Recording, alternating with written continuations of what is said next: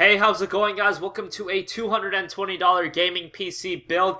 Off the top, I want to say that this build is not meant to run games like Battlefield 4, Witcher 2, Metro Last Light, high-end games like that. That's not what this build is for.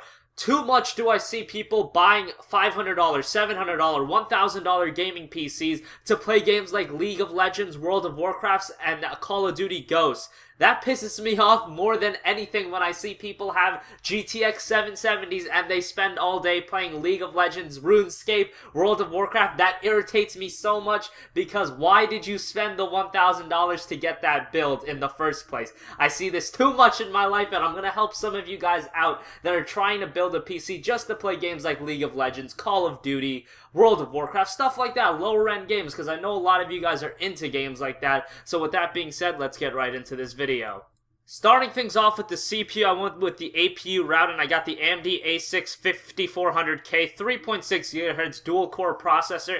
This is about $60 right now. This includes an integrated GPU as well, alongside the dual-core CPU. This integrated GPU can probably run games like Call of Duty Ghosts, League of Legends, World of Warcraft at about 1600 by 900p, and you're going to be getting about 45 to 60 frames per second on those titles maxed out. Those games, like I said, they don't take a lot to run. This is strictly a core machine to run games like that and, you know, do your browsing. This isn't a video editing machine, so dual core is going to be fine. No video editing, obviously, you guys are going to be doing on this build, but if you want to run games, lower-end games like Call of Duty, League of Legends, World of Warcraft, freaking RuneScape, I don't know what you guys are into, this is going to be fine. This APU is going to be perfectly fine for games like that.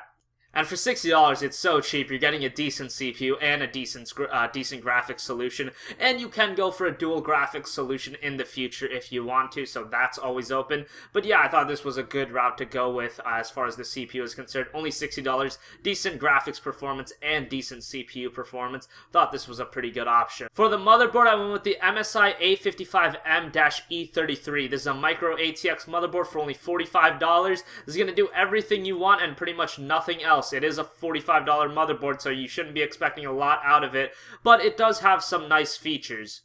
Supports up to DDR3 2133, which is nice for the APU because that is reliant on the clock rate of your RAM. And yeah, it's just a solid motherboard for about $45. Again, not a lot of features on it, but you know, that's what you're going to expect from a $45 board. And this is, you know, the kind of build that you're trying to get everything that you absolutely need to run the aforementioned games like League of Legends, World of Warcraft, and do your browsing, checking your email, stuff like that. This is a very low-key build, and a low-key motherboard made a lot of sense to go alongside the CPU. For the RAM, I went with Corsair 4GB, one 4GB stick running at 1600 MHz is about $42 right now. In the future, you can pick up another stick of this same RAM. That option is always open to you guys. No reason to go for 8GB in this build, but it is something you can look into in the future. 8GB also is like $80, and in a $220 build, that would be like 40% of the budget right there. So yeah, a lot better idea to go with 4 gigs instead of 8. Moving on to the storage, I went with the Seagate Barracuda 1TB. It's a 1TB hard drive for $50. Obviously, no SSD in this build. We could have even made it a little bit cheaper going with the 500GB hard drive, but you're only saving like $10, and you might as well get that extra 500GB of storage to store all your movies and stuff like that on the hard drive, and it's only $10 more, and you're doubling your capacity, so it made a lot of sense as far as that was concerned.